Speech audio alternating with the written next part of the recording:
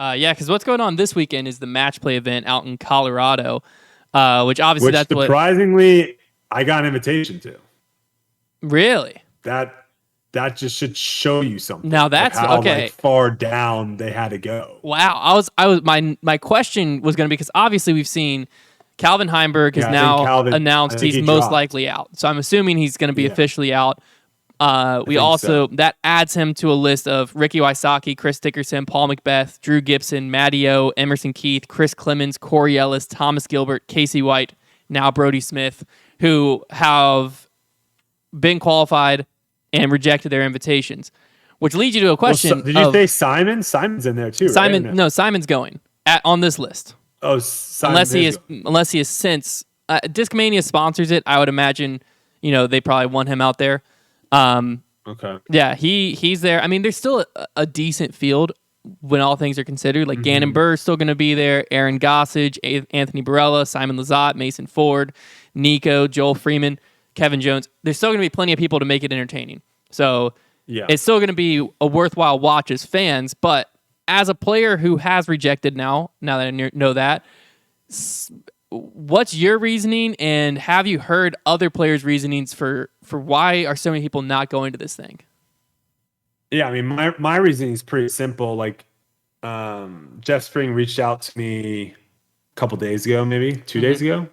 It was either Sunday. I think it might have been Sunday night, letting me know, hey, just if someone else drops, you're the next man up. Just wanted to let you know, yada yada. So for me dropping out, I mean, it was definitely more of a timing situation of where I was already flying back home with to Dallas, and I was already planning on doing. We still have boxes out here. We still haven't completely moved in yet. Yeah. So there's still like a lot of stuff I need to kind of do around the house. But also the decision also kind of got a little easier for me is because I actually got pretty sick yesterday. And I don't know if that was I think it was a mixture of the weather we were playing in, because it literally went from beautiful weather, like 80 degrees, 75 degrees, to like 50s, 40s, Yeah. and rainy. And so I don't know if that drop in weather kind of got me like a bad cold, but I was feeling really, really bad yesterday. So it kind of made it like pretty easy for me to be like, hey, I don't know if I'm even going to feel good enough to do this. But for me, like, timing just didn't really make sense. With the other pros, I think it's a tough ask. I think it's a really, really tough ask when you have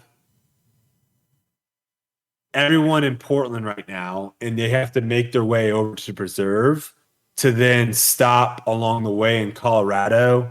I think the location also, with it being at altitude, I think some people just didn't want to have to relearn how to throw discs, because your discs are going to fly completely different in Colorado than they do elsewhere. Yeah. And I think we've got a pretty big stretch coming up with tournaments. So yeah, I mean, I'm not super surprised with the decision for a lot of the pros not wanting to go to this event. Yeah, I mean, from the list, so Calvin Heimberg, when he tweeted, it seems like he's sick or injured or something's going on. He said his body needs the rest. Is essentially what he had, or not tweeted. I saw it on Twitter. He put it on Instagram. Ricky, obviously, he's still coming back from his knee injury, so he's missed Pro Tours up to this point. He's coming back at the Preserve.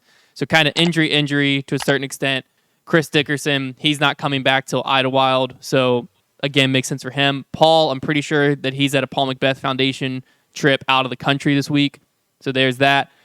Beyond him, the Drew, Matteo, Emerson Keith, Chris Clemens, Corey Ellis, Thomas Gilbert, Casey White, those players, I mean, I have no idea. It just seems like a very large list. I think it's a traveling thing. Yeah. I mean, everyone, we just got done with a long stretch over on the West Coast, right? We basically were 5 weeks straight. There was 1 week off, but most people that have RVs or have vans, they stayed out west. So they were just out west for 5 weeks. Now they have an off week to get over to Preserve.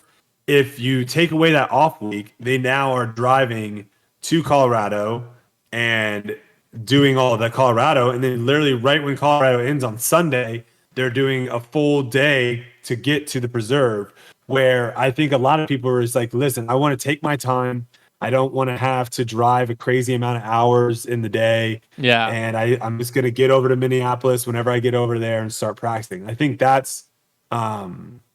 I think that's in the back of the mind of a lot of people is like, it would be tough to travel, get to Colorado, finish that event, and then go straight to Minneapolis afterwards. Yeah. I would be interested to see what the attendance would have been if this was at, say, I think someone tweeted at me, and I think Blue Ribbon Pines, if that's the right name of the course. I'm pretty sure that's somewhat close to the preserve, or at That's least where they just had the Majestic. Yeah, so it's at least in Minnesota, but somewhere like that where it's like more in the vicinity, to where instead of the ask being you have to go somewhere in between and then go to Minnesota, if it's like go to Minnesota and you're just gonna have to get there a little faster. I would be interested to see how many players that swayed. Because, I mean, on the FPO side, we have Kristen, Paige, and Kat not showing up either. Which Kristen's obviously in Europe. Paige and Kat not fully sure there. But, you know, when you combine the MPO and FPO, you're missing basically the top 5, because Eagle's obviously not listed, but he's not going to be there. You're missing the top 5 MPO and the top 3 FPO players at this event. Well, that just immediately lowers the quality. Well, here's the question, too, is like, why play this event? Yeah, I mean, that's what we talked about on Grip Locked a little bit. Is like what's the reason? What's the reasoning to want to play in this event? It would have to be money to a certain extent. That's the only thing I can think of is the winner takes home $10K or whatever. I was gonna say, have they announced what it is this year? We couldn't really find it. I know last year the winner took home $10K, and I know that last year pretty much everyone that showed up took home money. But yeah, I'm assuming it's probably very similar to that, if not more.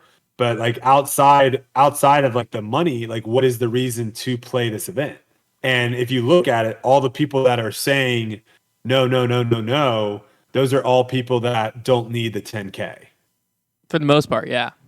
Yeah. Right. So I think that's the tricky thing is you have an event that there's not really any prestige behind. There's not any like, hey, I just won this match play. It doesn't go on your record. It's very much like the all-star kind of event. Yeah.